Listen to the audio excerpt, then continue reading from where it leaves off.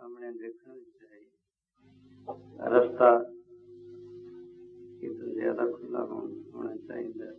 संत नूं गुरु महाराज नूं नमस्कार करने वास्ते उसदे विच पार्टीशन भी कर देना चाहिए, यानी रस्सी, ताकि माइया उस पासे नमस्कार करने पाई इधर एक रस्सी और उस हद तो अगे ना वधन इस तरीके से होना चाहिए। जिस वक्त यों हुंदा जरा ठीक जानी महसूस होंदा। तो कल दिन अर्ज की गई थी वाहिगुरु दा जप करन और सुनने वास्ते चित्त दी एकाग्रता लाजमी, मन का टिका जरूरी है। सर्व की उस्तत करो संतमीत, सावधान एकाग्रती। मेरी जब सुनने वास्ते दो ही रुकावट होंदियां, सियाल का खिंडना या आलस नींद ने दबा लेना। आलस नींद आने करके वक्त व्यर्थ जाता है और ख्याल के खिंड करके वक्त व्यर्थ तो इलावा मन मैला भी होंगे खिंडदा। इस करके उदों भी ज्यादा नैनो नींद पर दृष्ट विकार।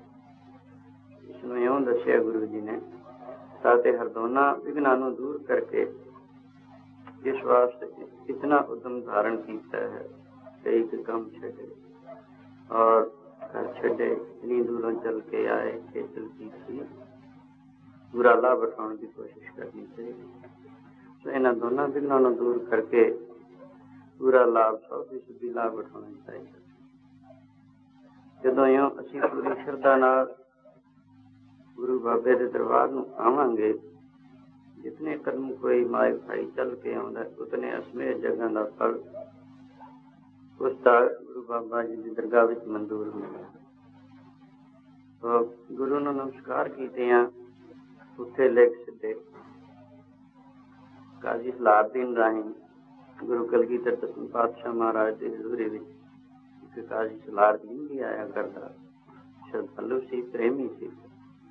उसके चित्त विच एक संकल्प कई दफा पुरिया करता, सिख आके गुरु बाबा गुरु जी के चरणों से नमस्कार करते हैं, दूर ही सिर झुकाया ते बैठ के काफी मान्य होंगे इसी गल की जरूरत है।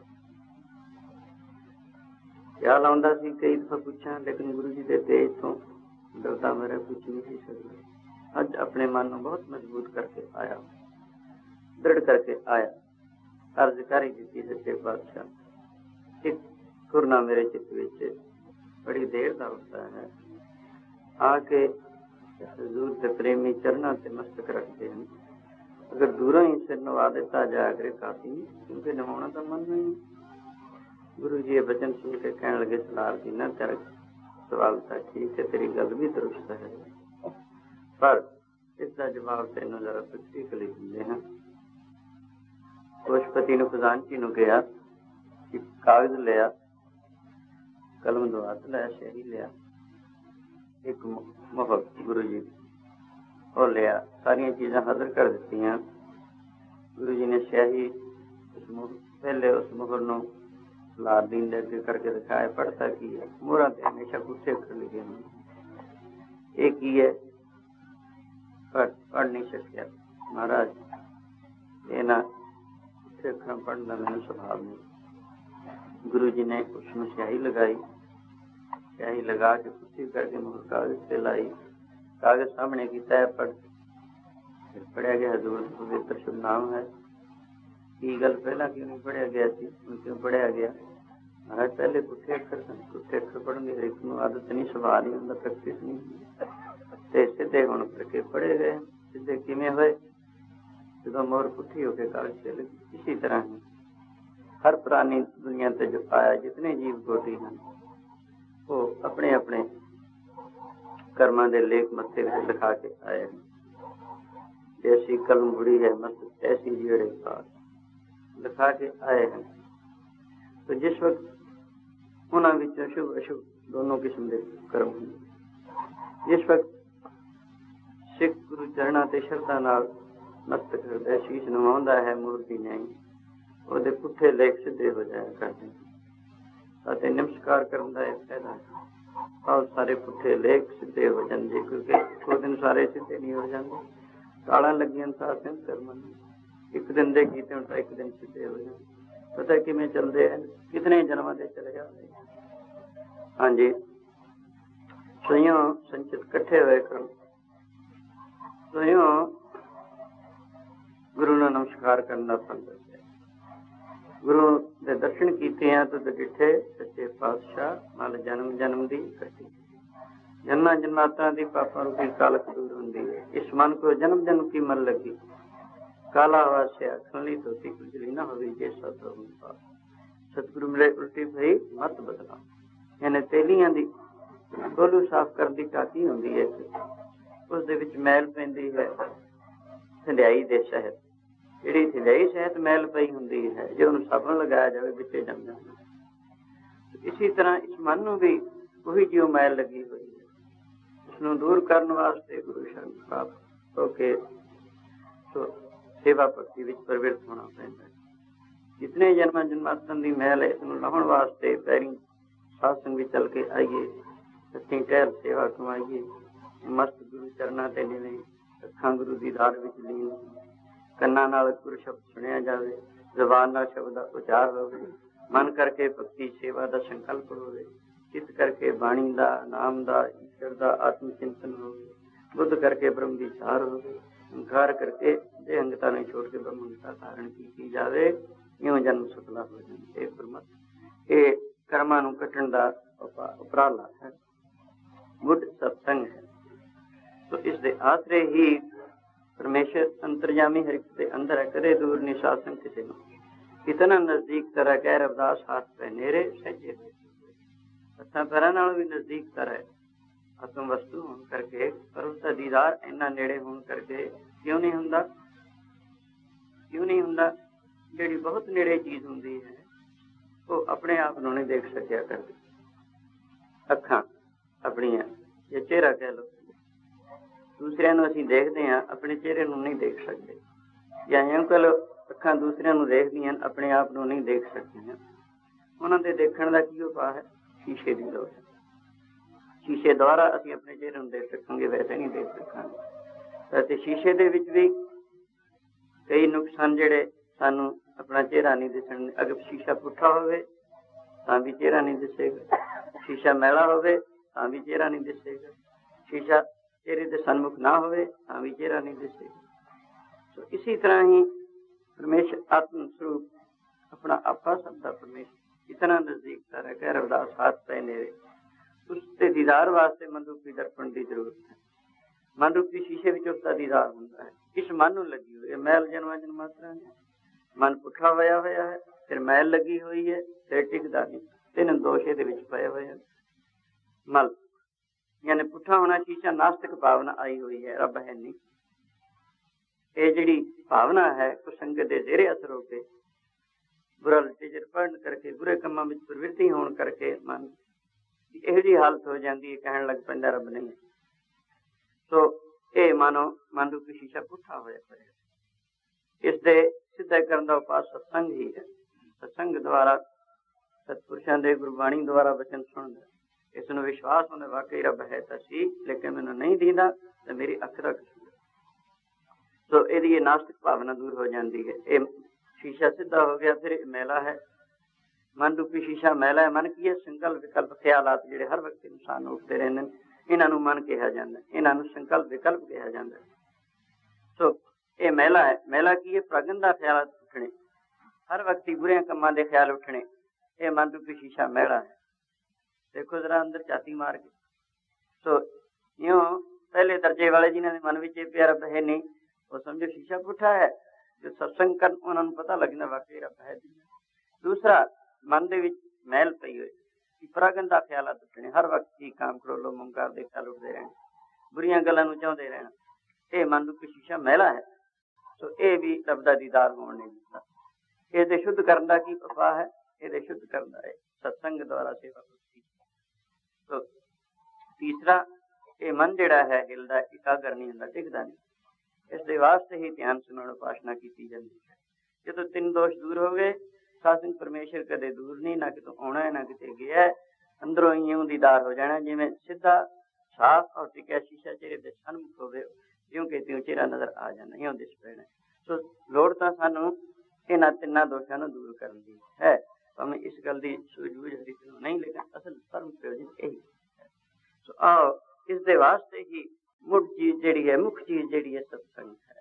ਸੋ ਸਤਸੰਗ ਕਰਨ ਦਾ ਢੰਗ 3 ਦਿਨ ਤੇ ਆਪਾਂ ਵਿਚਾਰ ਕਰ ਰਹੇ ਹਾਂ, ਸ਼ਰਧਾ ਹੋਣੀ ਚਾਹੀਦੀ ਹੈ, ਤੇ ਦੂਸਰਾ ਨਿਰਮਾਣਤਾ, ਔਰ ਤੀਸਰੀ ਚੀਜ਼ ਚਿੱਤ ਦੀ ਇਕਾਗਰਤਾ। ਤਦੇ ਹੀ ਐਸਾ ਸਾਨੂੰ ਗੁਰੂ ਜੀ ਨੇ ਫਰਮਾਨ ਕੀਤਾ। ਜਸ ਕਰੋ ਵਾਹਿਗੁਰੂ ਦਾ ਪਿਆਰਿਓ, ਚਿੱਤ ਨੂੰ ਇਕਾਗਰ ਕਰਕੇ। ਜਸ ਕਰੋ ਵਾਹਿਗੁਰੂ ਦਾ ਪਿਆਰਿਓ, ਚਿੱਤ ਨੂੰ ਇਕਾਗਰ ਕਰਕੇ।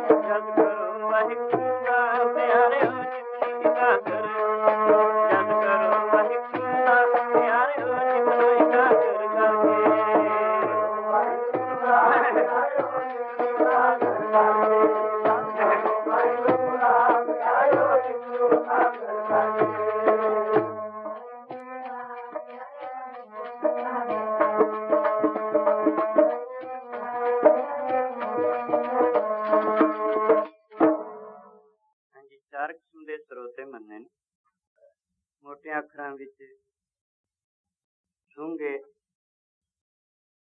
ਹੂੰਗੇ, ਹੂੰਗੇ ਔਰ ਚੁੰਗੇ, ਜਿਹੜੇ ਦੂਰ ਖੜ ਕੇ ਸੁੰਘ ਕੇ ਤੁਰ ਜਾਣ, ਉਹਨਾਂ ਨੂੰ ਸੂੰਗੇ ਕਿਹਾ ਜਾਂਦਾ। ਦਰਅਸਲ ਇਹ ਸਮਝਾਉਣ ਵਾਸਤੇ 4 ਦਰਜੇ ਰੱਖ ਦਿੱਤੇ। ਸਰੋਤਾ ਤਾਂ ਉਹੀ ਹੈ ਜਿਹਦੇ ਵਿੱਚ 3 ਗੁਣ ਜ਼ਰੂਰ ਕੱਟਦੇ ਹਨ। ਖੈਰ, ਇਹ ਸਮਝਾਉਣ ਵਾਸਤੇ ਸਿਆਣੇ ਪੁਰਸ਼ਾਂ ਨੇ ਇਉਂ ਕਿਹਾ ਹੈ, ਸੁੰਘੇ ਸੁੰਘ ਕੇ ਦੂਰ ਖੜ ਕੇ ਫਟਫਟ ਪੜਾ ਹੈ। ਸਭ ਕੁਛ ਹੈ, ਸਹਿਬਾਨ ਲੱਗੇ ਹਨ, ਕਨਾਤਾਂ ਲੱਗੀਆਂ, ਪਤਾ ਨਹੀਂ ਕੀ ਗੱਲ ਹੈ। ਜਾਂ ਥੋੜੀ ਦੇਰ ਸੁੰਘ ਕੇ ਮੁੜ ਜਾਣਾ, ਉਹਨੂੰ ਸੁੰਘੇ ਕਿਹਾ ਜਾਂਦਾ। ਉਹ ਸਰੋਤੇ ਨਹੀਂ ਹਨ ਵੈਸੇ। ਨਾਲ ਦੂਸਰੇ ਸੰਗਤ ਵਿੱਚ ਆ ਗਏ, ਗੁਰੂ ਮਹਾਰਾਜ ਨੂੰ ਮੱਥਾ ਟੇਕਿਆ, ਬੈਠ ਗਏ, ਦਿਲ ਨਾ ਲੱਗਿਆ, ਖੰਘਣ ਲੱਗ ਪੈਣਾ, ਬਨੌਟੀ ਖੰਘ ਬਣਾ ਲੈਣੀ, ਜਾਂ ਹੋਰ ਇੱਧਰ ਉੱਧਰ ਖਿਆਲ ਨੂੰ ਦੌੜਾਉਣਾ, ਉਹਨਾਂ ਦਾ ਦਰਜਾ ਖੰਘਿਆਂ ਵਿੱਚ। ਦਰਅਸਲ ਉਹ ਵੀ ਸਰੋਤੇ ਨਹੀਂ। ਤੀਸਰੇ ਦਰਜੇ ਦੇ ਉਂਗੇ, ਯਾਨੀ ਜਦੋਂ ਹਰੀ ਜਸ ਹੁੰਦਾ ਹੈ, ਪਾਪ ਦੂਰ ਹੁੰਦੇ ਨੇ, ਮਨ ਇਕਾਗਰਤਾ ਦੇ ਵਿੱਚ ਆ ਜਾਂਦਾ, ਕਈਆਂ ਨੂੰ ਨੀਂਦ ਆ ਜਾਂਦੀ, ਸ਼ਾਂਤੀ ਆ ਜਾਂਦੀ। ਉਸ ਮੌਕੇ ਬਹੁਤਿਆਂ ਨੂੰ ਆਲਸ ਆ ਜਾਏ ਕਿ ਨੀਂਦ ਆ, ਜਿੱਥੇ ਸ਼ਾਂਤੀ ਹੋਵੇ ਉੱਥੇ ਨੀਂਦ ਆ ਜਾਂਦੀ ਹੈ ਬਹੁਤ। ਉਸਦੇ ਵਾਸਤੇ ਦਰਅਸਲ ਉਹ ਵੀ ਸਰੋਤੇ ਨੇ, ਉਹਨਾਂ ਨੂੰ ਉਂਗੇ ਕਹਿੰਦੇ ਨੇ।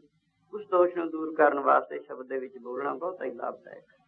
ਜ਼ੁਬਾਨ ਪਵਿੱਤਰ ਹੁੰਦੀ ਹੈ ਔਰ ਆਲਸ ਕਦੇ ਨਹੀਂ ਆਵੇਗੀ ਜਿਹੜੇ ਸ਼ਬਦ ਦੇ ਵਿੱਚ ਬੋਲਦੇ ਰਹਿਣਗੇ, ਜ਼ਿਆਦਾ ਇਕਾਗਰਤਾ ਬਣੀ। ਇਸ ਕਰਕੇ ਹੀ ਬਜ਼ੁਰਗਾਂ ਨੇ, ਸਤਪੁਰਸ਼ਾਂ ਨੇ ਸਿੱਧਾ ਕੀਰਤਨ ਕਰਨ ਦੇ ਰਿਵਾਜ ਤੋਰੇ, ਤਾਂ ਕਿ ਸਭ ਬੋਲ ਸਕਣ, ਸੌਖੇ ਬੋਲ ਸਕਣ। ਕਿਉਂਕਿ ਰਾਗ ਐਸੀ ਕੋਈ ਚੀਜ਼ ਹੈ, ਨਾ ਇਸ ਨੂੰ ਹਰ ਇੱਕ ਕਰ ਸਕੇ, ਨਾ ਇਸ ਨੂੰ ਹਰ ਇੱਕ ਸਮਝ ਸਕੇ। पर सीधा कीर्तन जिहड़ा है वाहिगुरू दा जस करना है, फायदा जस ने करना है। संगीत दे विच मन टिकदा है, संगीत चीज कही जी है, पर जे शब्द दे विच बोलिया जावे ते ये दोष जिहड़ा है नींद आ जानी, इस तो कुदरती बचिया रहिंदा है। और बाणी दा कीर्तन दा विशेष आनंद आउंदा है, क्योंकि ख्याल इधर उधर हरगिज जांदा ही नहीं, पूरा ध्यान विच जुड़िया रहिंदा। एक दफा आप बोलण दा ख्याल हुंदा है, दो दफा सुनदा है। इस तरीके से सब माई भाई नूं बुलाउण दा रिवाज सतपुरुषां बुजुर्गां ने चलाया ते यानी ऊंगे। तीसरे चुंगे असल स्रोते ਉਹ ਹਨ ਜਿਹੜੇ ਆਪਣੇ ख्याल ਨੂੰ शब्द ਦੇ ਵਿੱਚ मिला के शब्द रूप करते हैं। कितनी वृत्ति की एकाग्रता हो जाए, जितनी देर तक हरी जस हो रही है, ये नहीं पता मैं कितने बैठा, देश काल वस्तु भुल जी, किहड़े थां बैठा, मेरे नेड़े तेड़े की है और कितना समा गुजर गया। यानी जो शरीर ही भुल गया, शरीर का पता नहीं तो और चीज कितने याद रह जाएगी। ख्याल इन्ना वृत्ति की एकाग्रता शब्द विच हो जाएगी। यानी असल स्रोते ਉਹ ਹਨ, ਉਹ 100 ਦਾ 100 ਨੰਬਰ ਲੈਂਦੇ ਹਨ। ਉਹਨਾਂ ਨੂੰ ਉਹ ਸੁਖ, ਉਹ ਆਨੰਦ, ਉਹ ਸਰੂਰ, ਉਹ ਮਸਤੀ, ਉਹ ਕੁਮਾਰੀ ਪ੍ਰਾਪਤ ਹੁੰਦੀ ਹੈ, ਜਿਹਦੀ ਵੱਧ ਕੱਲ ਗੁਰੂ ਜੀ ਨੇ ਜ਼ਿਕਰ ਕੀਤਾ ਸੀ, ਚੜੀ ਰਹੇ ਦਿਨ ਰਾਤ ਨਾਮ। ਆਇਓ ਫਿਰ ਇਹ ਵੀ ਵਿਚਾਰ ਕਰਕੇ ਦੇਖੋ ਸਤਸੰਗ ਦੀ ਮਹਿਮਾ ਕਿਤਨੀ ਗਹਿਨ ਕੀਤੀ। ਸਾਰਿਆਂ ਮਤ ਮਤਾਂਤਰਾਂ ਵਾਲਿਆਂ ਨੇ ਗੁਰਬਾਣੀ ਖਾਸ ਕਰ ਗੁਰੂ ਜੀ ਨੇ ਸਤਸੰਗ ਕਰਨ ਦੀ ਤਾਕੀਦ और सत्संग में कितनी महिमा कथन की थी। सत्संग द्वारा चोर बड़े बड़े धार्मिक दुराचारी भी उत्तम अवस्था उच्ची अवस्था प्राप्त, ऋषि मुनि संत भगत बड़ी बड़ी शक्तियां दे मालिक बने। तो सत्संग जिहदे विच खेचल कोई नहीं, तकलीफ कोई नहीं, क्यों नहीं की जाती, क्यों नहीं हर एक करता, सवाल किया किसी सतपुरुष पर वो दसिया भी बिन भागा सत्संग न लगे, बिन संगत महल भरी जे कोई बड़े भाग साध संग प्राप्त इन पेट से दुर्मत हुई। बड़े भागा नाल सत्संग मिलती है ते ओ पूरे तरीके सिर करन दी जाच सीखनी चाहिए। ये तीन गल्लां द्वारा यही गल कही सी ना शिवा ने पार्वती दे चित विच अमर कथा सुनने दी इच्छा। कई दफा उसने अपने उत्कंठा जाहिर की शिवा दे अगे, महाराज अमर कथा सुनो। अमर की है परमेश्वर, उसकी कथा उसका जस किसी तरीके से किसी जबान में किमें बयान किया जाए, प्राणी नूं अमर करता है, यानी जन्म मरण तो रहित करता है। सो कहने लगे अमर कथा सुनाओ। ਉਹਦੀ ਗੱਲ सुन के शिव जी कहेंगे तेन अमर कथा सुनावांगे, पर तेरे विच मैं एक दोष देख रहा हूं जिहड़ा तेनों अमर कथा सुनने विच विघ्नकारी है। कहने लगे वो किहड़ा दोष है? वो दोष तू सौ जानी हरी जा सुन वेले तेनों नींद आ जाती है, तो इस करके जे तू नींद तो रहत होके हरी कथा सुने मैं तेन सुनावांगा। तो कहने लगे बहुत अच्छा, मैं नींद तो आलस तो रहत हो के जरूर सुनांगी। खैर फिरदे अज इस उस थां पहुंच गए कश्मीर के इलाके दे श्रीनगर के इलाके जिहड़ा इसी करके अमरनाथ करके मशहूर है, उत्थे अमर कथा सुनाई शिवा ने। तो एक बरोटे का दरख्त है, उस दे हेठां बहुत सोहना थां रमणीक था। वैसे ही कश्मीर की धरती रमणीक है। तो यूं बोहड़ का दरख्त एकांत देख के बहुत सोहना लगे भी ये एकांत है। कहने लगे पार्वती ये था हरी कथा अमर कथा सुनाने वाली, बहुत अच्छा। बैठ गया आसन बिछा के शिव जी सामने, पार्वती ने अपना आसन बिछा लिया, और कोई श्रोता नहीं थी तुम्हें, वो भक्ता वो श्रोता। कहने लगे देख हुण अपने जेड़ा तेरे विच विघन है, नींद आ जानी तेनों हरी जस दे विच, वो तो सावधान होकर चली। बहुत अच्छा। कहने मैं तो अखा मीट के बैठ जाना, मैं तो इधर उधर देखना कोई नहीं, लेकिन इस शर्त नूं मद्देनजर रखदे तो हंगूरा भरी जाए। हंगूरा भरी है मैं समझूंगा तू जागदी है, अच्छी तरह ध्यान दे के सुन रही है, तो मैं प्रेम नाल सुना ही चलांगा। जिस वक्त हंगूरा बंद हो गया मैं कथा बंद कर देंगी। क्यों ऐसा ना हो मेरी मगज की बाई व्यर्थ जावे, तू लाभ ना उठा सके। बहुत अच्छा। कहेंगी इसी तरह सीता शिवा ने नेत्र मीट ले, नेत्र मीट के कथा सुननी शुरू कर दी। कथा चूंकि लंबी सी, पार्वती को नींद आ गई। नींद आ गई, गर्दन लुट गई। एक जिस वक्त ये कह रहे थे शिव जी भी जे तैं कथा अंगूरा बंद कर देता मैं कथा बंद कर देंगे, उत्थे एक तोता रहिंदा सी, तोते दा बच्चा पालना सी उपर, वो सुन रहा सी। तोता बड़ा सियाना जानवर हुंदा, देखदे ही आदमी वांगू बोलदा है, जो कुछ उसी तरह गल्लां बातां करदा है। राम राम पढ़े हुंदे ने बहुते तोते, बड़ा सियाना जानवर। वो सुन रहा सी, उसने सोचा जो मैनूं लाभ प्राप्त हो रहा है, अगर ਇਹਦਾ अंगूरा ना सुने शिवा के कन्ना विच, वैसे तो नेत्र मीटी बैठे देखने की गर्दन लुट गई सौ गई है, इन्हें हंगूरे ते शर्त रखी है, हंगूरा कन विच ना पिया, इन्हें समझना भी सौ गई, इन्हें कथा बंद कर देनी। जिहड़ा लाभ मैनू प्राप्त हो रहा तां मैं तां वांझा जावांगा, ये तां सोई गई, क्यों ना होवे मैं हंगूरा भरी जावां। तोता बोलण जानदा आदमी, सो तोते ने कहना शुरू कर। तो शिव जी कथा करेंगे। जिस वक्त कथा की समाप्ति हुई, नेत्र खोले, शिवा ने की देखिया, पार्वती तो सुती भी गर्दन लुट गई। क्यों बैठा आदमी भी गर्दन लुट के जाए, समझो सुता पिया। हैरान हो गई, हंगूरा कौन भरदा सी, सुती पई हुई है। इधर उधर निगाह गड़ाई, एक तोते का बचा बैठा आलने में। की समझिया भी तोता बड़ा सियाणा जानवर है, ये आदमी मंग बोल भी लेंदे, यही हंगूरा भरदा रहा। शिव जी तमाम गुणी मन्ने, तीन जेड़े मुख देवते मन्ने, कारकुन ब्रह्मा विष्णु शिव, ब्रह्मा रजो, विष्णु सतो, शिव तमो। तमो गुणी पुरुष जेड़ा है उन्होंने गुस्सा भी जल्दी आता है, शांत भी छेती हो जाया करता। शिव जी तमो गुणी मने लय करता जो है ना, तमो गुणी के बिना दुनिया की लय नहीं होती। तो एक कमाई युक्त वे तीन चले प्रमाण गुरु जी ने लिखा है। एक संसारी भंडारी इकला है दीवान, युद्ध भाव है वे चलावे जुआ वे प्रमाण ओ देखे उन्हें नदर ना वे बहुत सारे बिना। जिदा ने पूछा थी ना गुरु बाबा जी ने, आप संसार की उत्पत्ति कैसे जानते हो, कैसे समझते हो? गुरु जी कहने लगे उत्पत्ति करता था परमेश्वर ही है, लेकिन जिवें कोई गवर्नमेंट कामकार चलाने वास्ते तीन वजीर मुकर्रर कर दे, इसी तरह परमेश्वर अंतर्यामी ने तीन मुख देवते ब्रह्म ने उत्पत्ति करने वाला ताकत देती, विष्णु ने पालना करने की ताकत देती सतगुणी प्रधान, और शिवा नूं तमगुणी प्रधान होने करके लय करने की ताकत देती। इस करके तीन देवते कारकुन बनाते, लेकिन सृष्टि का उत्पत्ति करता परमेश्वर ही है, शक्ति सारी उसी दी है। इन्हां विच जी यूं फरमान कीता सी, एक कमाई जुक्त में आई तीन चले परवान, एक कमाई जुक्त में आई तीन चले परवान।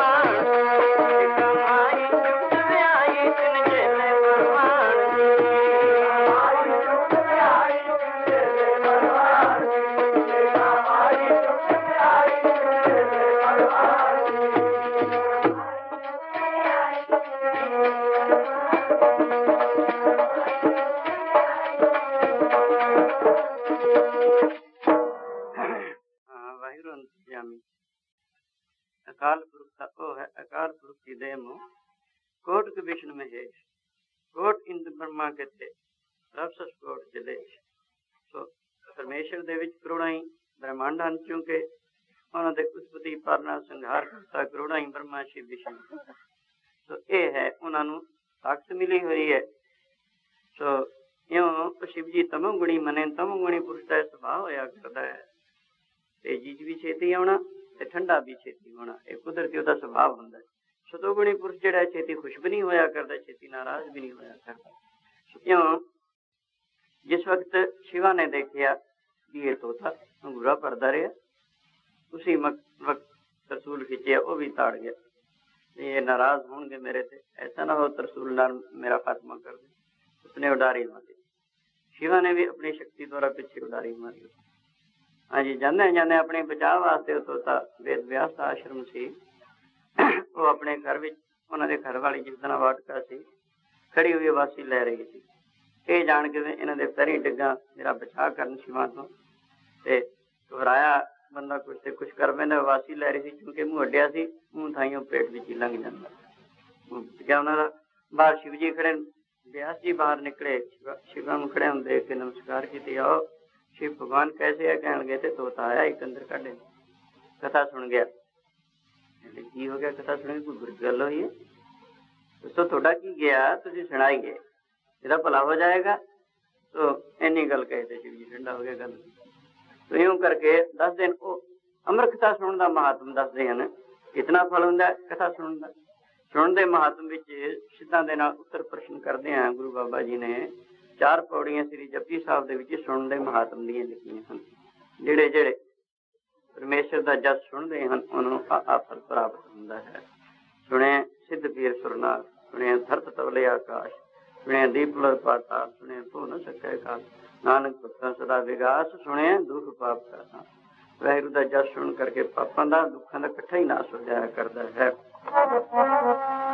पापां दा होए नाश सुन के गुरबाणी, पापां दा होए नाश सुन के गुरबाणी।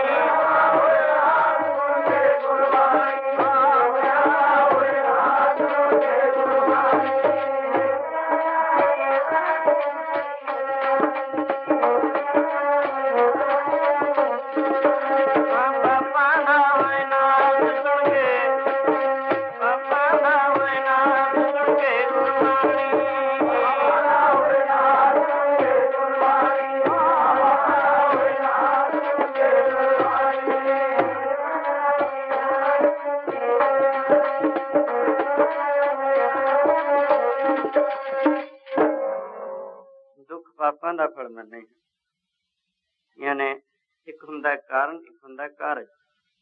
कोई कारज कारण तो होया करदा है, यानी दुखां दा कारण पाप हैं। अगर कारण नष्ट हो जाए, कारज ने जरूरी नष्ट हो जाना है।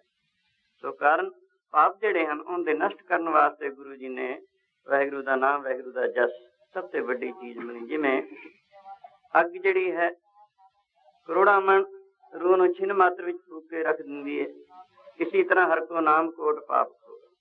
अगर पाप नष्ट हो गए दुखा ने जरूर नष्ट होना। दुखा तो सारी दुनिया डरती है, दुख कोई भी नहीं चाहता, सुख सारे चाहते हैं। ताते दुख निवृत्ति वास्ते गुरु जी ने वाहिगुरू दा जस, वाहिगुरू दा नाम दसिया है। सो इत्थे सुनन दा महात्म सरवण भगती पहले कल भी अर्ज की गई थी। भगती 9 किस्म की है। वाहिगुरू दा भजन 9 हिस्सों में वंडिया गया। आचार्यां ने, गुरुआं ने, सतपुरुषां ने परमेश्वर के भजन 9 हिस्सों में वंड दिता ने। भक्ति 9 किस्म की रख दी गई। सरवण भक्ति, कीर्तन भक्ति, सिमरन भक्ति, बंधन भक्ति, अर्चन भक्ति, पात सेवन भक्ति, दासा भाव, सखाया सखी भाव, आत्मनिवेदन। इत्थे आके भक्ति 2 तो शुरू होंदी है, भगत और भगवान, एक जाके खत्म हो जांदियां ने। भगत अपना आपा गवा के भगवान दे विच लीनता हासिल करदा है। सिख और गुरु, सिख अपनी हस्ती गवा के गुरु विच लीनता हासिल करदा। लेना जी अब अमृत इत्यादि स्वयं यानी मिसाल स्वयं सरवण भक्ति जी पहले सुनना वाहिगुरू दा जस ते ये बड़ी सौखी है। कीर्तन ते सरवण भक्ति तो बहुत ही सुखैन हैं। इन्हां विच ये तुरत फल रूप हैं। ख्याल रोक के बिरती टिका के सुने कीर्तन और करे, तुरत चित्त की एकाग्रता होंदी है। एकाग्रता द्वारा तुरत ही चित्त नूं शांति और ठंड और सरूर मस्ती, एकाग्रता, पीस ऑफ माइंड प्राप्त। इस वास्ते इस खेचल कोई नहीं, तकलीफ कोई नहीं, कष्ट कोई नहीं। देखो दुनिया तो अपनिया जल थारे करने किन्ने औखे हुंदे हैं, ये बड़ी आरामदेह चीज। आओ इस वास्ते 9 हिस्सों में वंडिया।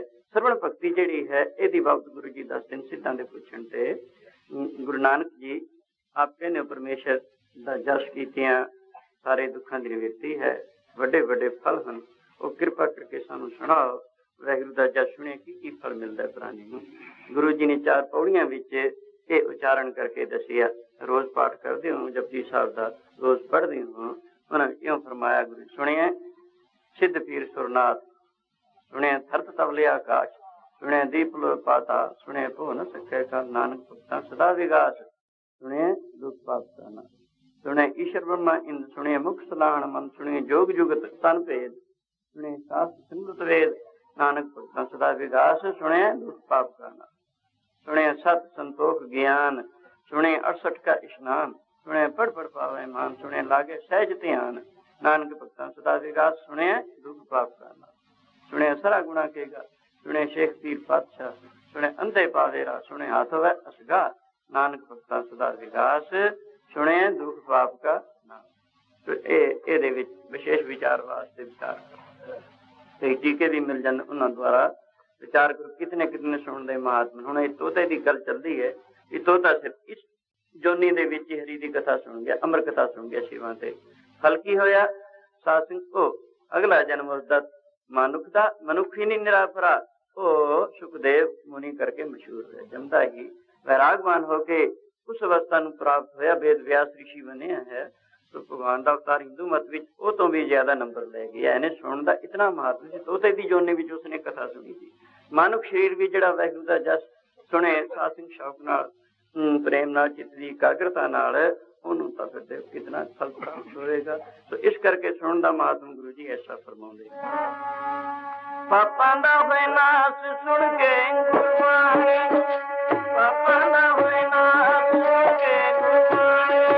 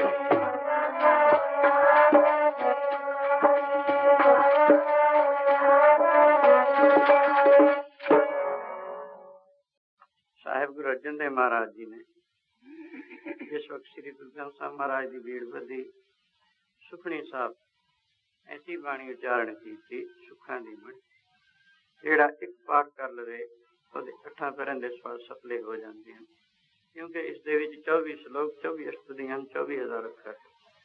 8 ਪੈਰਾਂ ਦੇ ਵਿੱਚ ਅਨੁਮਾਨ ਹੈ 24,000 ਸਵਾਸ ਪ੍ਰਾਣੀ ਨੂੰ ਆਉਂਦਾ ਹੈ।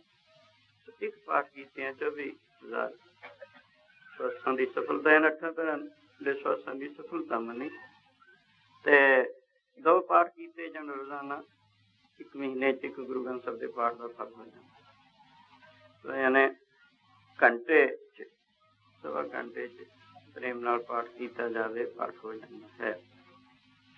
तो बहुत सारे सिखा ने जो गुरु जी ने ऐसा महात्म दसिया, इस बाणी नूं जुबानी याद करते, अपने अपने वित अनुसार कोई 2 कोई 4 पाठ करते, जिन्ने जिन्ने किसी तो आते।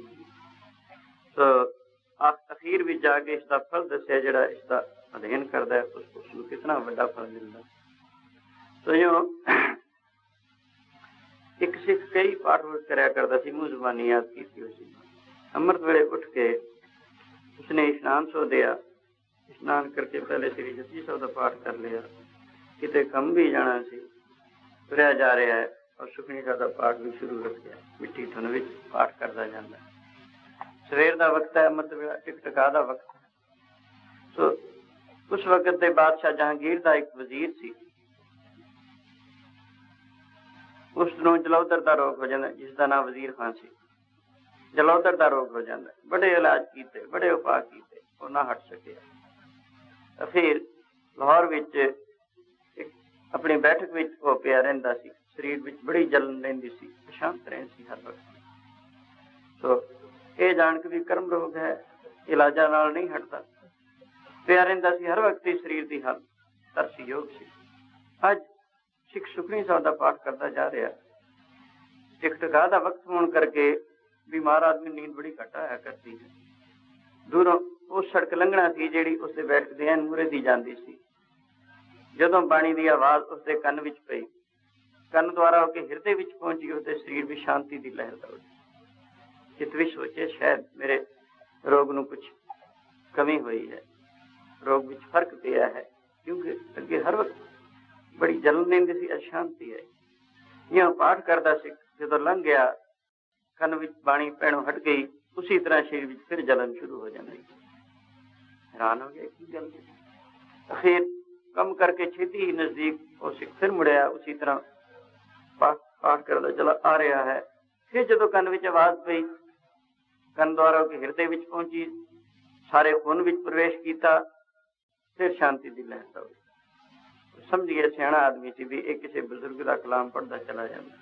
पहले भी इसी तरह मेरे शरीर में शांति आई थी, हुण भी इस कलाम दे विच कोई तासीर है।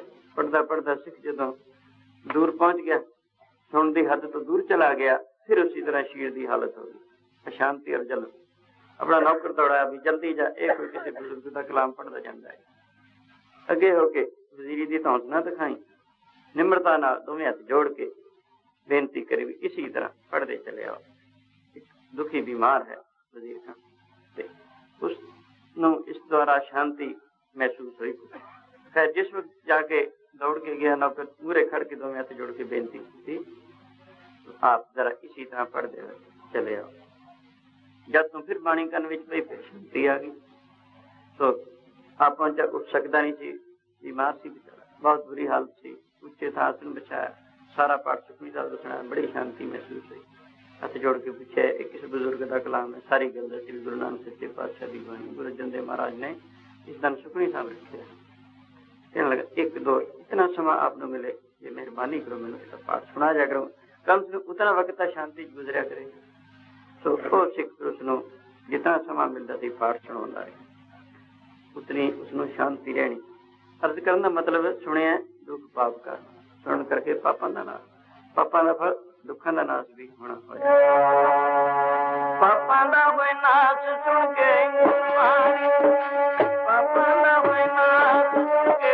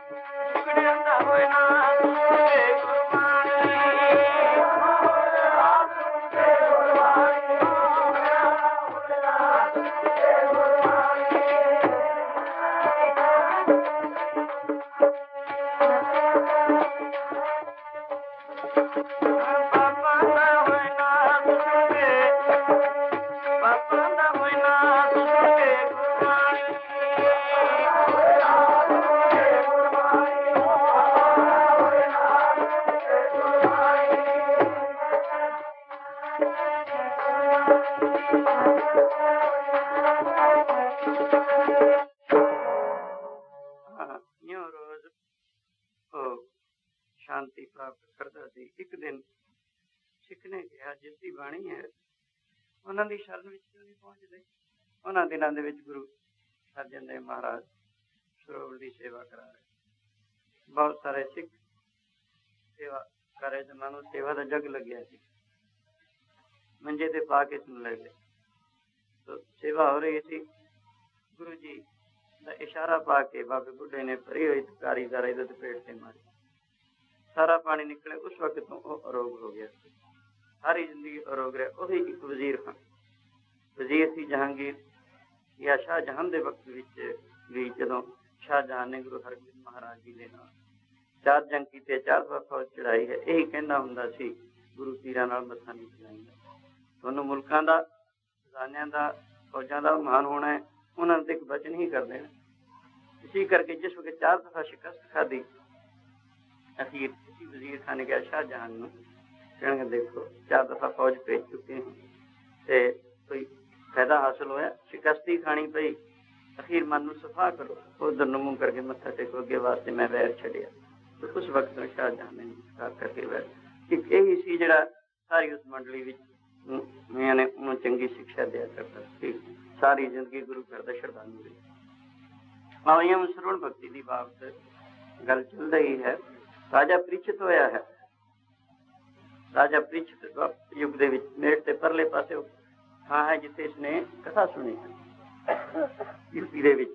तो यूं उसनूं 7 दिन हरी जस सुन करके कल्याण प्राप्त हो। उसकी बात क्यों होंदा, परीक्षित हिंदुस्तान का चक्रवर्ती राजा सी। अज वो शिकार चढ़िया, संत सेवी सी, धर्मात्मा सी, बड़ा न्यायकारी सी। तो शिकार खेलते खेलते साथी विछड़ गए, एक अल्लाह रह गया, किसी मिर्ग के पीछे घोड़ा दड़ाया, मिर्ग भी निकल गया।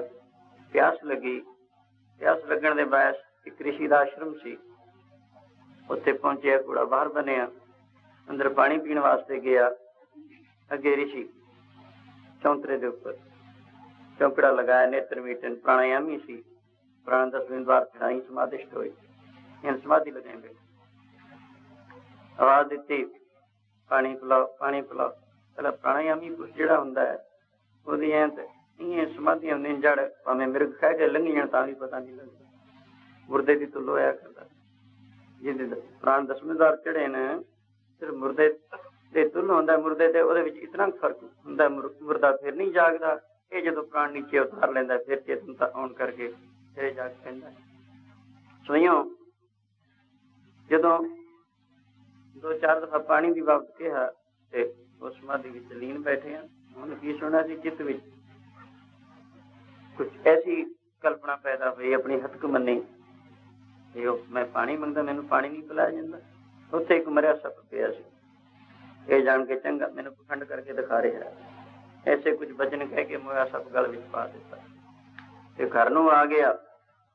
घर आके वस्त्र उतार, स्नान वगैरह किया, समझ पई मैं बड़ी भारी गलती की थी, इसका नतीजा अच्छा नहीं निकलेगा, क्योंकि दुनिया में इंसान जिहा कुछ करता है वह जो उसका फल भुगतता है। जैसा बीजदा है वैसा बढ़ते, जमींदार कणक बीजे कणक वटेगा, जौ बीजे जौ वटेगा, मक्की बीजे मक्की वटेगा। ये नहीं हो सकता मक्की बीजे गया जौ की था मक्की, कणक की था छोले, छोले था कणक, ऐसा हो जाए नहीं। जिहा बीजे सोरने कर्मा संदड़ा के। इसी तरह इंसान जिहा करता है वैसा फल है। जब तो सृष्टि रही, जब तक सृष्टि रहेगी ईश्वरी कानून ने काम करता ही रहेगा। भावें इंसान इसकी सूझबूझ नहीं, लेकिन जेड़े धार्मिक ख्यालों के विचारवान पुरुष अच्छी तरह इस गल जान देता है। स्वयं करके इस गल का ख्याल आया, स्नान वगैरह करके विचार पैदा हो, मैं बड़ी भारी गलती की थी, इसका नतीजा अच्छा नहीं निकले, जरूर कोई इनको नतीजा बुरा निकलेगा। तो यूं चित विच सोच के पश्चाताप करने लगे। जेड़े चंगे ख्यालों के पुरुष जेकर उन तो कितने गलती हो जाए उन्हें जल्दी समझ पै जाती है, लेकिन उस तो उल्ट वो लोग जो दिन रात गलतियां दे पुतले फिर भी इस गल का परवाह नहीं करते, बल्कि वो मान करते हैं असीं कुछ नहीं किया, असीं ठीक रस्ते से जा रहे। और यूं लिखा है यानी ईश्वर की नेत जिहा जो कोई करता है वैसा फिरदा, उसकी बाबत ऐसा फरमाउंदे किथों पालदा है दास बेजोरिया,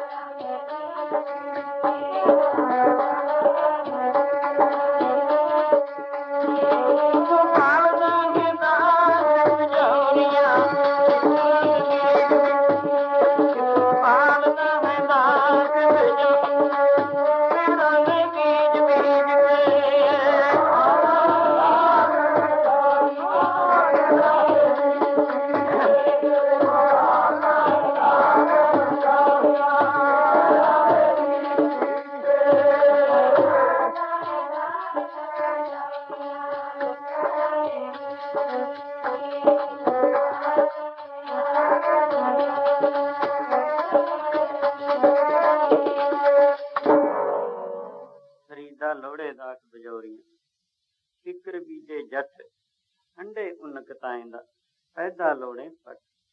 ਜ਼ਿਮੀਂਦਾਰ ਬੀਜ ਤਾਂ ਕਿਕਰਾਂ ਦੇ ਬੀਜਦਾ, ਚਾਹੁੰਦਾ ਉੱਥੋਂ ਅੰਗੂਰ ਖਾਣੇ। ਇਹ ਕੈਸੇ ਹੋ ਸਕਦਾ? ਕਿਕਰਾਂ ਦੇ ਬੀਜ ਤੋਂ ਕਿਕਰਾਂ ਹੀ ਪੈਦਾ ਹੋਣਗੀਆਂ, ਸੁੱਕੇ ਔਰ ਸੂਲਾਂ ਹੀ ਲੱਗਣਗੀਆਂ। ਇਸੀ ਤਰ੍ਹਾਂ ਹੀ ਇਨਸਾਨ ਚਾਹੁੰਦਾ ਤਾਂ ਸੁੱਖ ਹੈ, ਲੇਕਿਨ ਕਰਤੱਵ ਕਰਦਾ ਜਿਹਦਾ ਫਲ ਦੁੱਖ ਹੋਵੇ। ਸੋ ਇਉਂ ਹੋਰ ਦ੍ਰਿਸ਼ਟਾਂਤ ਦਿੰਦੇ ਹਨ। ਕੋਈ ਰੇਸ਼ਮੀ ਕੱਪੜਾ ਪਹਿਨਣਾ ਚਾਹੁੰਦਾ ਹੈ, ਲੇਕਿਨ ਕੱਤਣੀ ਦਿੱਤੀ ਹੋਈ ਹੈ ਉਹਨੂੰ ਤਾਂ ਹਮੇਸ਼ਾ ਊਨੀ ਕੱਪੜਾ ਹੀ ਹੋਵੇਗਾ। ਇਸੇ ਤਰ੍ਹਾਂ ਦੱਸਦੇ ਹਨ, ਇਨਸਾਨ ਕਰਤੱਵ ਉਹ ਕਰਦਾ ਜਿਹਦਾ ਫਲ ਦੁੱਖ ਹੋਵੇ। ਚਾਹੁੰਦਾ ਹੈ ਸੁੱਖ। ਸਾਸਨ ਦੁਨੀਆ ਤੇ ਐਸਾ ਕੋਈ ਫਰਦੇ ਬਸ਼ਰ ਨਹੀਂ ਜਿਹੜਾ ਸੁੱਖ ਨਾ ਚਾਹੁੰਦਾ ਹੋਵੇ, ਦੁੱਖ ਚਾਹੁੰਦਾ ਹੋਵੇ। ਸੋ ਇਹ ਈਸ਼ਵਰੀ ਅਸੂਲ ਹੈ, ਕਾਨੂੰਨ ਹੈ। ਸ਼ੁਭ ਕਰਮ ਦਾ ਫਲ ਸੁੱਖ ਔਰ ਮਾੜੇ ਕਰਮ ਦਾ ਫਲ ਦੁੱਖ ਹੋਇਆ ਕਰਦਾ ਹੈ। ਤੁਰਤ ਵੀ ਕੁਛ ਔਰ ਸਮਾਂ ਪਾ ਕੇ ਪੂਰਾ ਫਲ। ਜਿਵੇਂ ਸਤਸੰਗ ਰੂਪੀ ਸਭ ਤੋਂ ਵੱਡਾ ਪੁੰਨ ਰੂਪ ਕਰਮ ਹੈ, ਪੁੰਨ ਰੂਪ ਕਰਤੱਵ ਹੈ। ਤੁਰਤ ਸ਼ਾਂਤੀ ਦੀ, ਠੰਡ ਦੀ ਪ੍ਰਾਪਤੀ ਔਰ ਇਸ ਤੋਂ ਬਾਅਦ ਇਹਦਾ ਫਲ ਅਵਿਨਾਸ਼ੀ ਸੁੱਖ। ਗੁਰੂ ਨਾਨਕ ਦੇਵ ਮਹਾਰਾਜ ਅੱਜ ਸਮੁੰਦਰ ਦੇ ਉੱਪਰੋਂ ਤੁਰੇ ਜਾ ਰਹੇ ਹਨ, ਜਿਵੇਂ ਖੁਸ਼ਕੀ ਤੇ ਤੁਰੇ ਜਾਏ। ਮਰਦਾਨਾ ਪੁੱਛਣ ਲੱਗਿਆ ਪਿੱਛੇ ਪਿੱਛੇ ਭਾਈ ਵਾਲਾ ਮਰਦਾਨਾ ਪੁੱਛਣ ਲੱਗੇ, ਗਰੀਬ ਨਵਾਜ਼ ਆਪਾਂ ਕਾਹਤੇ ਜਾ ਰਹੇ ਹਾਂ? ਜੀ ਫਰਮਾਉਂਦੇ ਨੇ, ਭਾਈ ਆਪਾਂ ਮੱਛ ਦੀ ਪਿੱਠ ਤੇ ਜਾ ਰਹੇ ਹਾਂ। ਪੁੱਛਿਆ ਗਰੀਬ ਨਾਥ, ਮੱਛ ਕਿੰਨਾ ਲੰਬਾ ਹੈ? 100 ਮੀਲ ਲੰਬਾ ਮੱਛ ਹੈ। ਕਹਿਣ ਬੜੇ ਬੜੇ ਮੱਛ ਨੇ ਸਮੁੰਦਰਾਂ ਵਿੱਚ ਸਾਥ, ਜਿਨ੍ਹਾਂ ਨੇ ਸਮੁੰਦਰਾਂ ਦਾ ਸਫ਼ਰ ਕੀਤਾ ਹੈ, ਸ਼ਿਪਸ ਦੇ ਵਿੱਚ ਉਹਨਾਂ ਨੂੰ ਦੇਖਿਆ। ਸਵਯੰ ਕਰਕੇ 100 ਮੀਲ ਲੰਬਾ ਜਾਂਦਿਆਂ ਉਸ ਦੇ ਸਿਰ ਦੇ ਉੱਪਰ ਰਾਤ ਪੈ, ਉਹਦੇ ਸਰੀਰ ਦਾ ਅੰਤ ਹੋ ਜਾਂਦਾ ਹੈ। ਸਰੀਰ ਵਿੱਚੋਂ ਜੀਵਾਤਮਾ ਨਿਕਲ ਆਸਮਾਨ ਦੇ ਰਸਤੇ ਕੁਛ ਰੋਸ਼ਨੀ ਹੋਈ, ਆਵਾਜ਼ਾਂ ਹੋਈਆਂ, ਭਗਵਾਨ ਵਿੱਚ ਬੈਠ ਕੇ ਉਸਤਤੀ ਕਰ ਰਹੇ। ਬੜੀ ਕਿਰਪਾ ਹੋਈ ਮਹਾਰਾਜ, ਆਪ ਨੇ ਮੇਰੇ ਸ਼ਰਾਬ ਦਾ ਖਾਤਮਾ ਕੀਤਾ। ਇਹ ਸੁਣ ਕੇ ਗੁਰੂ ਜੀ ਨੇ ਕਿਹਾ, ਮਰਦਾਨੇ ਪੁੱਛ ਇਹਦੀ ਹਕੀਕਤ ਕੌਣ ਹੈ, ਕੀ ਗੱਲ? ਮਰਦਾਨੇ ਨੇ ਪੁੱਛਿਆ, ਆਪਣੀ ਹਕੀਕਤ ਦੱਸੋ, ਕੌਣ? ਕਹਿਣ ਲੱਗਾ, ਮਹਾਰਾਜ ਮੈਂ ਤ੍ਰੇਤੇ ਯੁੱਗ ਦੇ ਵਿੱਚ ਇੱਕ ਤਪੱਸੀ ਹੁੰਦਾ ਸੀ। ਤ੍ਰੇਤੇ ਯੁੱਗ ਦੇ ਵਿੱਚ ਮਿਥਿਲਾਪੁਰੀ ਦੇ ਵਿੱਚ ਰਾਜੇ ਜਨਕ ਜੀ ਦਾ ਰਾਜ ਸੀ। जी बहुत भाई गुरदास ने दसिया भगत बड़ा राजा जनक है, गुरमुख माया विच उदासी, यूं फरमान किया है। माया विच उदासी गुरमुख प्यारा, गुरमुख प्यारा, माया विच उदासी गुरमुख प्यारा, गुरमुख प्यारा, माया विच उदासी गुरमुख प्यारा,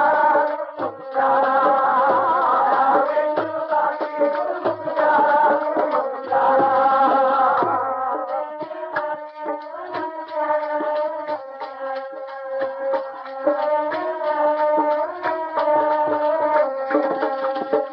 माया विच उदासी गुरमुख प्यारा, गुरमुख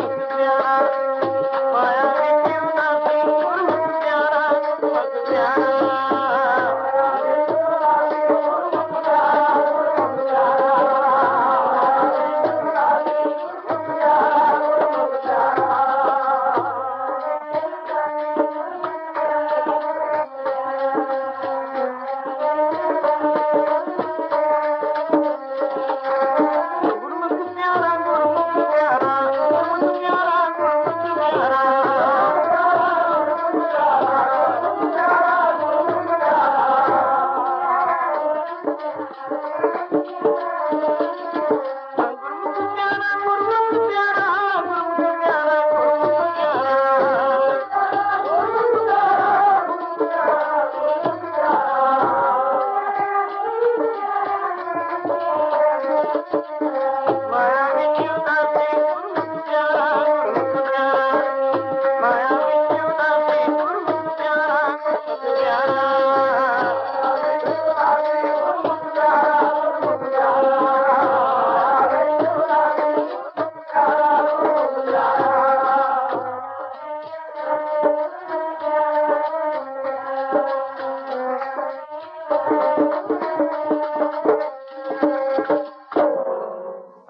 राजा जनक है, गुरमुख माया विच उदासी। राजा जनक जी मिथिलापुरी के राजा राजा होने के बावजूद वो ब्रह्म ज्ञानी भी सन। तो बड़े बड़े वितराग तो आगे उपदेश लेके अपने जन्म की सफलता समझते सन। सो ये रू कह रही है कि मिथिलापुरी दे विच एक तपस्वी हुंदा सा। तप तीन किस्म का हुंदा, सात्विक, तामसी, राजसी, शांति। तमोगुणी तप, रजोगुणी तप, सतोगुणी तप। तामसी तप शरीर से कष्ट ज्यादा चलना, जल धारे करने, रुइयां तापनियां और शरीर को कष्ट देने, इसनूं तामसी तप कहा जाता। राजसी तप की है? इंद्रिय गण का संकोच करना। जितने अखां कन नासिका रसना त्वक इंद्रिय आदि हैं, इन्होंने अपने अपने विषयों तो रोकना। अखां नूं खोटी निगाह ते रोकना, कन्नां नूं निंदिया चुगली ते रोकना, ज़बान नूं निंदिया चुगली करन ते रोकना। इत्यादि अपने अपने विषयों तो संकोच। ये राजसी तप है। तामसी तप नाल ये ज्यादा चंगा मन्ने, इहदा वड्डा दर्जा है। क्योंकि जदों इउं रोकांगे इन्हां द्वारा ही मन की दौड़ है, इन्हां पंजां ज्ञान इंद्रियां द्वारा ही मन दौड़दा है। अगर इन्हां नूं रोक लिया जावे, मन दौड़ू किथे, जावेगा किथे। दृष्टांत, एक कोई मकान है, उसके 9 दरवाजे हैं, 9 बारियां हैं। बारियां दरवाजे 9 हैं गिनती विच। एक उसके अंदर जानवर रहिंदा, उसका आलना किते अंदर बनया होया, वो अपने आलने नूं भुल गया। तो कदे ओ दरवाजे द्वारा निकल जाता है, फिर उड़ के उधर दी आ जाता है, उस द्वारा दौड़ जाता है, उधर दी आ जाता है। अपने असल घर नूं भुलिया होया, अपने कौंसले नूं भुलिया।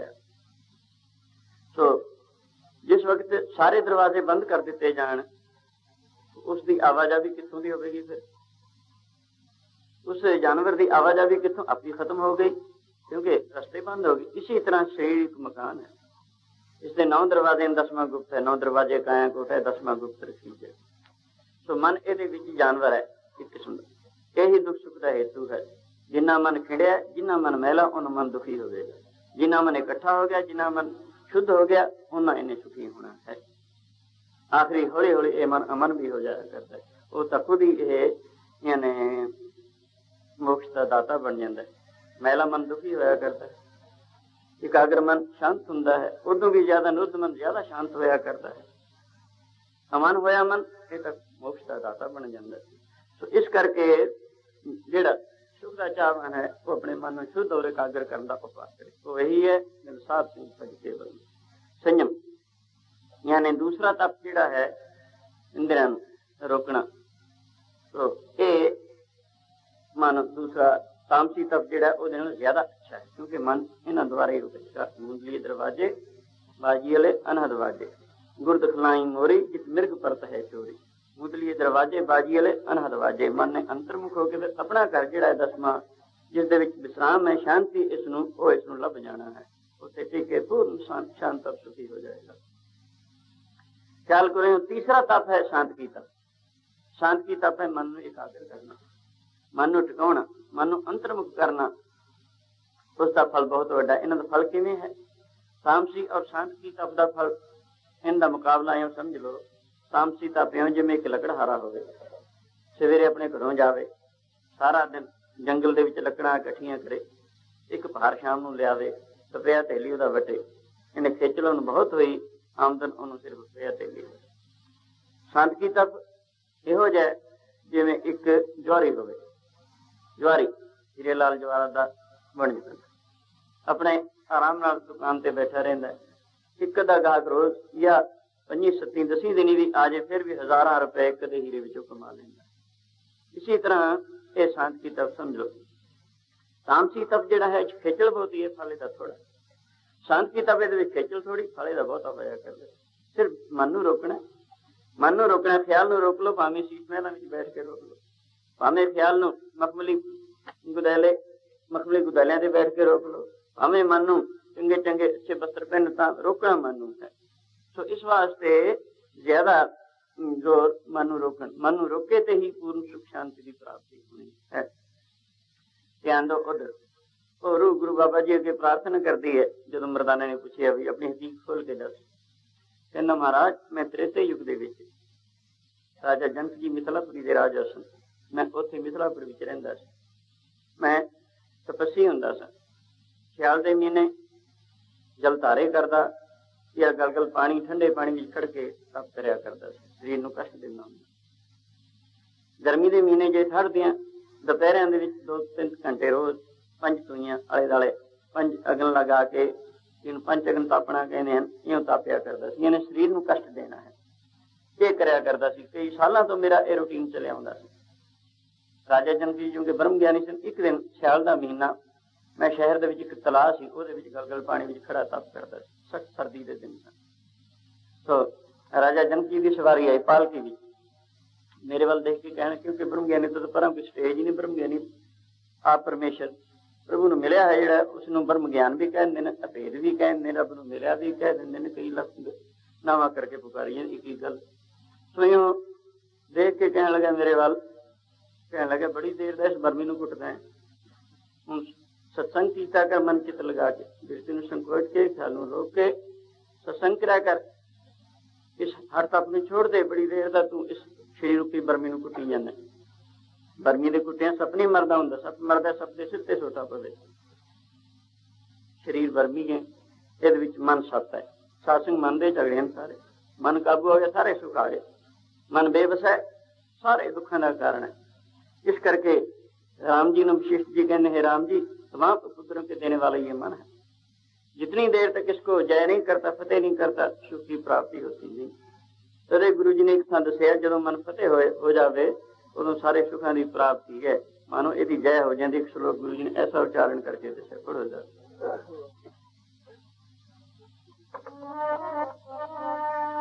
फतेह पई मन जितिया प्यारिया, फतेह पई मन जितिया प्यारिया, फतेह पई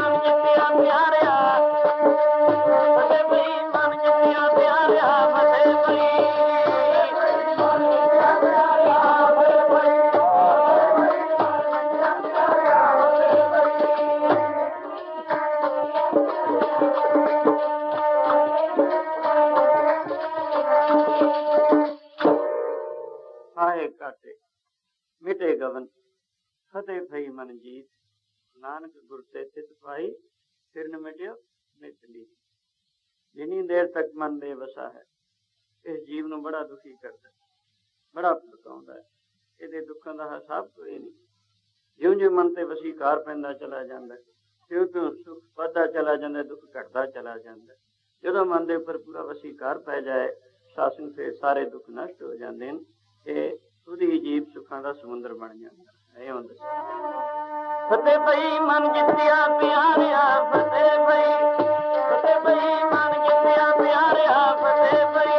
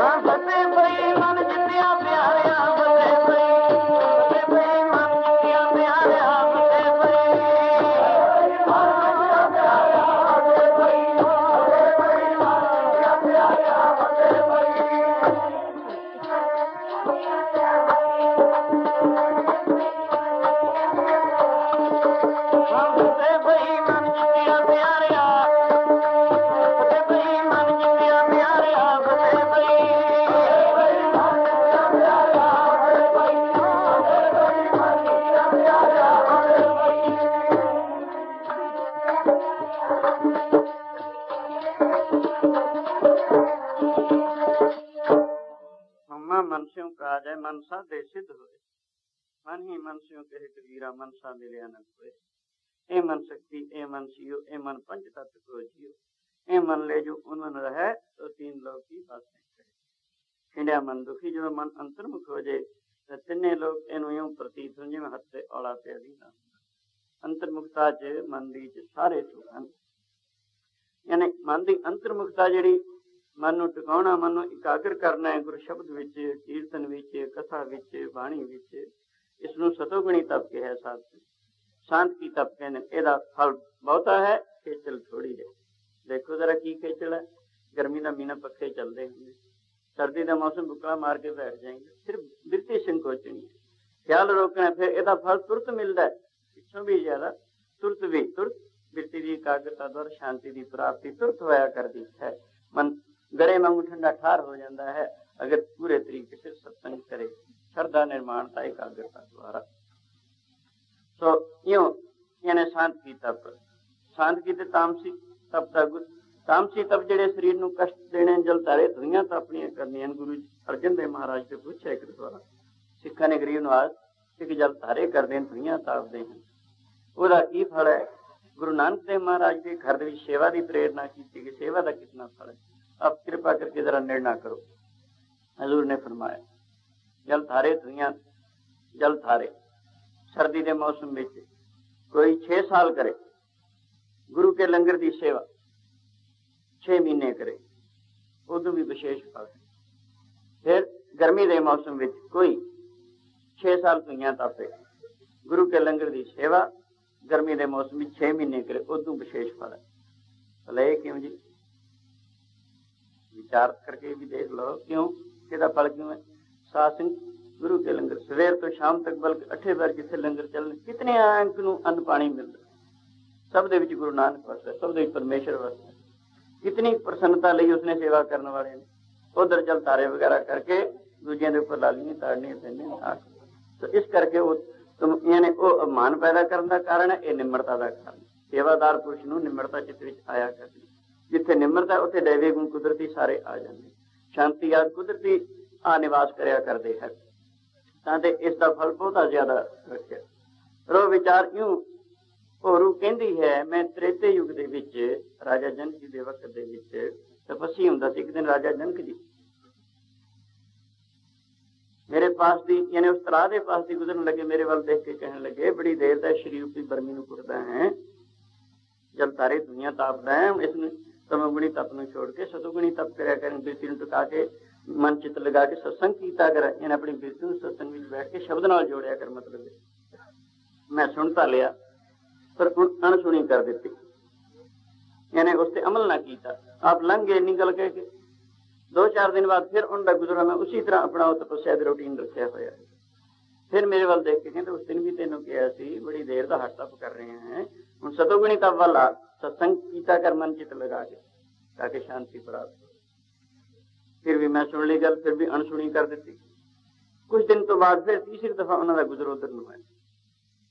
फिर मेरे वाल देख के कहने लगे तेनों 2 दफा कहा है इस तमोगुणी तप नूं छोड़ दे, हुण बड़ी देर दा करता है ते अपनी बेटी नूं सत्संग विच बैठ के शब्द नाल जोड़न दा उपराला करें, सतोगुणी तप करया कर। अच्छा जे तेरा पानी विच पिया रह जा, बड़ी देर तक तू समुद्र दे विच मच्छ बन के रहेंगे। ये उन्होंने वचन कर दिता। ब्रह्म ज्ञानी होने करके मैं बड़ा डरिया भी इनका वचन अंथा नहीं जाएगा। मैं उसी वक्त हाथ जोड़ के प्रार्थना की, महाराज आपने श्राप दे दिता, इसलिए खात्मे का भी कोई समा दसो। कुछ वक्त कहने लगे बड़ी देर तक तू 100 मील लंबा ए शरीर नूं त्याग के समुद्र के 100 मील लंबा मच्छ बन के रहेगा पानी में। तो कुछ समा त्रेते युग का रहिंदा है और द्वापर युग सारा ऊपर दी लंघेगा। 5000 वर्ष का युग बीते थे, गुरु नानक अवतार होंगे, वो तेरे सिर पर रात कटणगे। उस मौके ते श्राप का खात्मा होके शरीर नूं त्याग के जितने तप आदि कीते उनका फल उच्चियां लोकां विच भोगण वास्ते जाएगा। महाराज आपने बड़ी कृपा की, आपने मेरे सिर पे आके रात कटी, मेरे शरीर का अंत होया है। मैं हुण उच्चे मंडलों में सुख भोगण वास्ते जा रही हाँ। इन्नी करता हुआ तो बहाना बैठ के चले गए। इतों की सिद्ध होंगी है गल सत्संग तप आदि नाल सत्संग की विशेषता। सत्संग विच बह के तुसीं विचार करो खुद ही, खिचल कोई नहीं, तकलीफ कोई नहीं है। अगर गर्मी हैं पखे चलते हैं, पानी भी बैठे बैठाए मिलते, प्यास लगती होंगी ज्यादा गर्मी से, पर सिर्फ ख्याल रोकना है। ये 3 गल्लां मसीह धारण करना है, श्रद्धा, निर्माणता और चित्त की एकाग्रता। पूरा फल उठाने वास्ते तुरते का फल शांति रूपी फल प्राप्त होता है। उस तो बाद अगे गया जेडे सत्संग च अपना समा गुजारते हैं वो अखीर यानी शरीर नूं त्याग के सचखंड बैकुंठ धाम जाते। इस वास्ते सत्संग का बहुत बड़ा फल दसिया है। सत्संग की महिमा थां गायन की है। गुरु अर्जन देव महाराज ने एक दफा ऐसा फरमान किया, सुनियो मेरे मीता मैं साधुआ दे संग, मेरे मीता मैं साधुआ दे संग,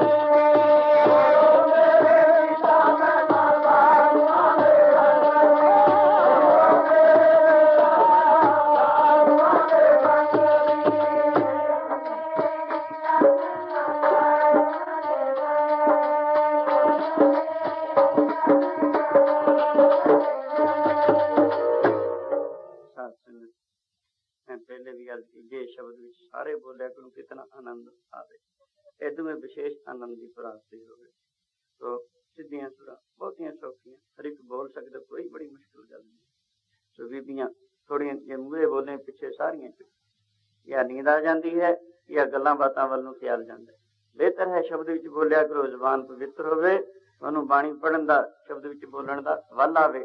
तदे गुरु जी ने ऐसा फरमान कीता ना, जन्म मरण की टेक सिखो शब्द प्यारे, जन्म मरण की टेक सिखो शब्द प्यारे,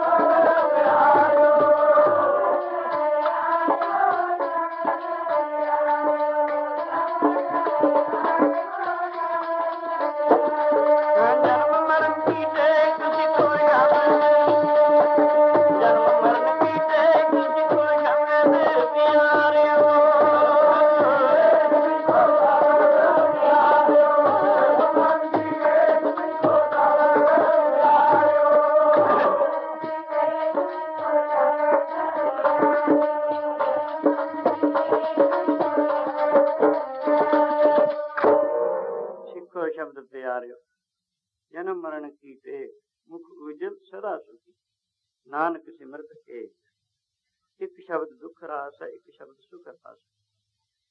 बुरे शब्द, बुरा ज्ञान करना, बुरा लिटरेचर पढ़ना, गंदे ज्ञान करने, कौड़े बोलने, ये दुख का रास है।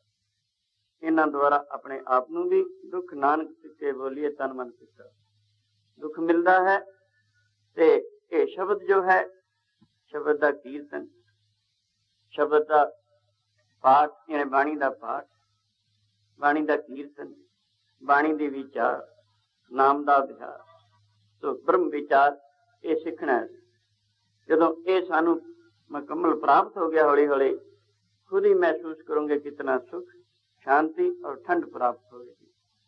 तो आओ, इस करके गुरु जी फरमान, सिखो शब्द प्यारियो जन्म मरण की थे। शब्द ਨੂੰ ਸਿੱਖੋ, ਸ਼ਬਦ ਦਾ ਕੀਰਤਨ, ਸ਼ਬਦ ਦੀ ਵਿਚਾਰ, ਸ਼ਬਦ ਦਾ ਪਾਠ, ਜਨਮ ਮਰਨ ਦਾ ਆਸਰਾ।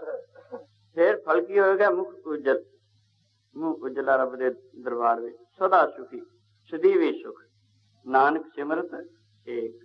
ਕਿਉਂਕਿ ਸ਼ਬਦ ਦੇ ਵਿੱਚ ਇੱਕ ਵਾਹਿਗੁਰੂ ਦਾ ਹੀ ਜਸ ਹੈ, ਵਾਹਿਗੁਰੂ ਦਾ ਹੀ यानी निर्णय और महत्व, उसकी ही महत्ता है। तो ताते आओ सारे शब्द बोलना सीखो, हौली हौली खुद ही इस गल का आनंद अनुभव होगा। को शोभा नहीं देखा ही पुराण, इथों ही, क्योंकि इथों चलना पहले सरवण और कीर्तन से शुरू होना है। अगे सिमरन के मार्ग में आके हौली हौली परमेश्वर तक पहुंच जाता है। बच्चा पहले दिन स्कूल में पहली कच्ची में दाखिल होता है, हौली हौली 5 साली प्राइमरी कर लेंदा है, 10 साली मैट्रिक कर लेंदा है, 14 साली BA कर लेंदा है, 16 साली MA कर लेंदा है, कुछ साल लगा के डॉक्टरी कर लेंदा है, या इंजीनियरिंग कर लेंदा है, बैरिस्टरी कर लेंदा है, सोहने चंगे पैसे कमाउण लग जांदा है। पर पूर्ण सुखी फिर भी नहीं होंदा। पूर्ण सुखी कद होना? जदों भगती मार्ग विच आ के अपने मन नूं शुद्ध अंतर्मुख करन दा वल सिखेगा। यही सीखना, सिखो शब्द प्यारियो जन्म मरण की टेक, मुख उजल सदा सुखी, नानक सिमरत एक। सत्संग दी महिमा सुनियो मेरे मीता महिमा साधुआ दे संग, मेरे मीता महिमा साधुआ दे संग,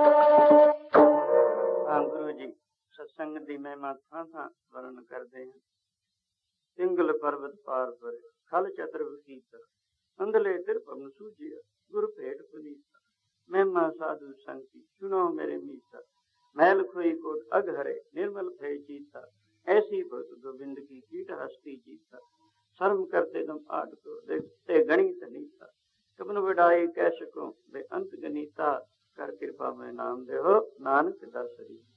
सत्संग दी महिमा ਧਿਆਨ ਦਿਓ, ਇसी तरह सत्संग ਦੀ ਮਹਿਮਾ हर तप आदि नालों बहुत विशेष रखी हुई है। तो आओ यूं ध्यान उधर दो। राजा परीक्षित जदों मोया सप उस ऋषि के गल विच पा के घर आया, इशनान आदि करके वस्त्र बदले, चित विच ख्याल हो को मैं बड़ी भारी गलती की, क्योंकि जिहड़ा अच्छा पुरुष हुंदा जे उस तों किते किते गलती हो जाए उन्होंने बड़ी जल्दी पश्चाताप हो जाया करता है, क्योंकि वह मन शुद्ध होने के जल्दी पछाण आ जाती है।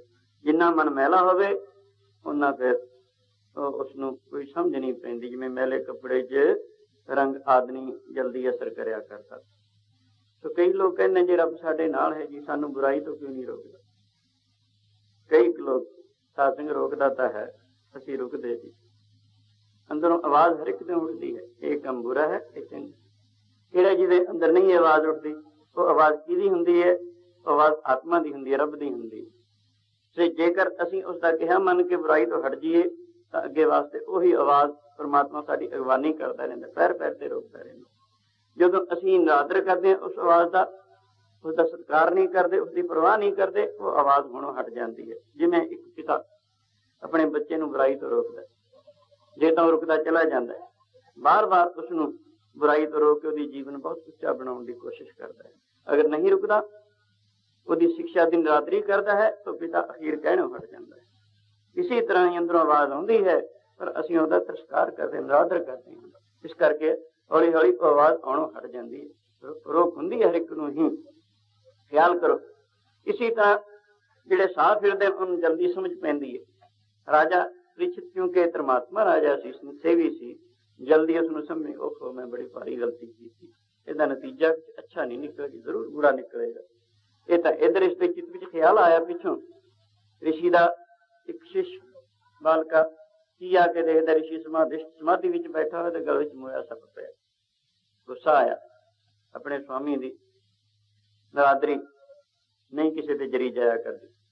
उस गुस्सा आया, छाती जाके उसने 3 चूड़ियां छोड़ दी, श्राप दे दिता, जिसने मेरे स्वामी मेरे गुरु के गल विच मोया सप पाया, अज तो 8वें नूं उसनूं सप डसिया ही मौत होवेगी। श्राप दे दिता। गुरु जी की जगह ऐसा फरमाते हैं, सुख कदे ना पाउंदे जी मुगत नर संतां नाल खंदे, सुख कदे ना पाउंदे मुगत नर संतां नाल खंदे।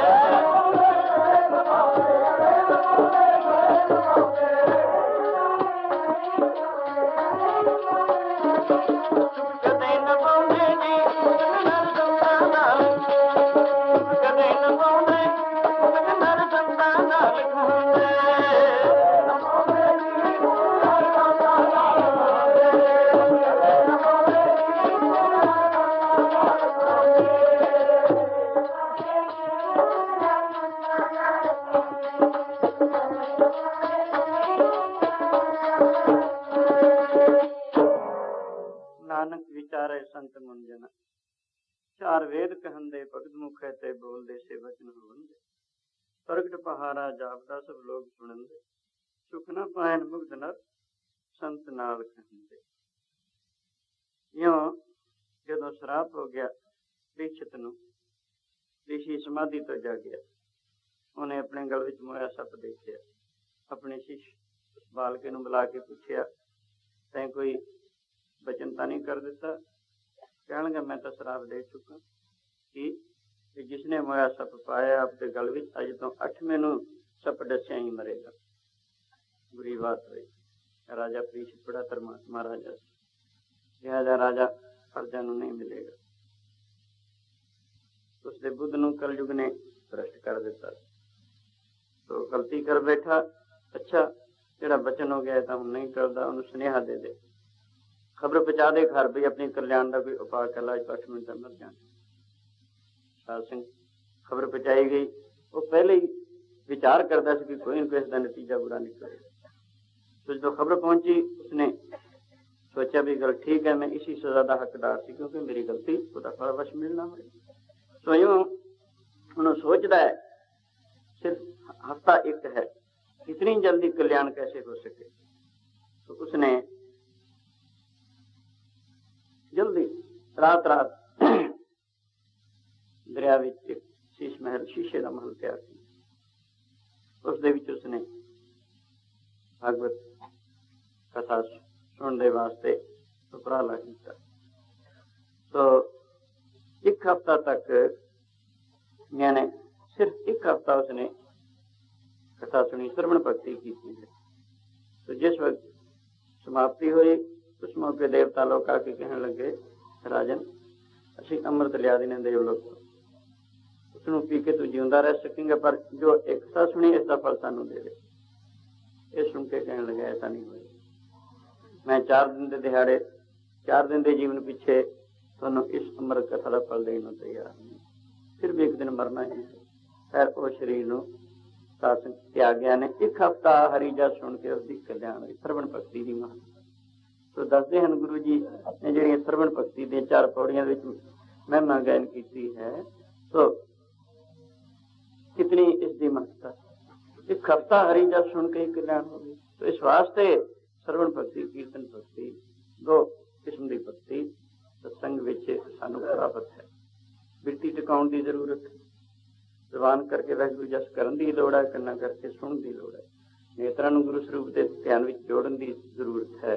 जो इन्हां द्वारा ख्याल जुड़ेगा फिर सानू तुरंत शांति रूपी फल की प्राप्ति भी, और बाद विच इहदा कितना विशेष फल दस्सिया वो अवश्य प्राप्त होवेगा। ताते यूं असीं इहो जिहे स्रोते बणीए जिन्हां नूं सुंझे कहा जांदा है, ते अपनी बिरती नूं ऐसा शब्द विच सदाकार करिए देश काल वस्तु भुल जाए, फिर उस मौके तो शांति सुख आनंद सुरूर मस्ती खुमारी जिहड़ी है असीं उस नूं अनुभव करांगे। अपने आप साडा मन माने वाकई जिसो माइंड की कोई चीज जिहड़ी वाहिगुरू दे जस विचों प्राप्त हुंदी है। अगर ख्याल ना रुके इधर उधर, एक तो स्रोता नहीं कहा सकते, दूसरे ये शांत रस तो खाली रहिंदा है, तीसरे जिहड़ियां विचारां प्राप्त होण उन्हां तो बिल्कुल खाली रह जांदा है, चौथे वो सत्संग वास्ते एक माहौल रूप बन जाता है। श्रद्धा भी उस पुरुष की नहीं है कि श्रद्धा हमेशा सत्संग से उस पुरुष की है जिसकी मन बिरती टिक के शांत उसको प्राप्त हो, आनंद प्राप्त हो, उसकी अवश्य श्रद्धा आ जाया करती है। श्रद्धा सारी जिंदगी कई देखें सत्संग कर दें लेकिन पूरे तरीके से ना करने करके उन्होंने शांति रूपी फल प्राप्त नहीं होया करता। और इन 3 गुणों अवश्य धारण करके असीं इहो जिहे स्रोते बणीए, इहो जिहे श्रवण और कीर्तन भक्ति विच अपने समय नूं बतीत करन दा आदि बना लीए, जिस करके इत्थे भी तुरंत शांति रूपी फल अगे अवश्य तरक्की। यही मन फिर अगे सिमरन दा अधिकारी बन जाता जो साडी बिरती मुक्ति है। तो असीं अठे पैर जिवें गांधी की दुकान से अतर वाली दुकान से बैठता पुरुष कोई जिन्नी देर तक उत्थे उसनूं सुगंधी आउंदी, अगर सदाई मुक्त रहने की इच्छा रखता है तो अतर खरीद लेंदा है। इसी तरह जितनी देर सत्संग रूपी गुरु बाबे की दुकान से बैठता है उतनी देर तक शांति रूपी सुगंधी इसनूं आउंदी। फिर अगे सदा ही अपने चित्त नूं शांत रखने वास्ते अगे सिमरन भक्ति विच प्रवृत्त हो जाता है। सिमरन भक्ति कही जी एकांत बैठ के और तुरते फिरते पिंड भी हो सकती है। उसका जिक्र अगले यानी अगले स्टेप विच लिया जाएगा। हुण चूंकि अज समा चूंकि इत्थे हुण तो इस वास्ते गुरु स्तोत्र पढ़ो, उस तो बाद हरि कीर्तन दे फल नूं द्वारा चित्त दे एकाग्रता द्वारा बाद एक मन होके अरदास विच जुड़ने की आदत पाओ। गुरु महाराज हुक्म सुन के फिर जान की कोशिश करया करो। यूं गज बज के फिर सारे ने बोलना मन है मन है मन है नानक आए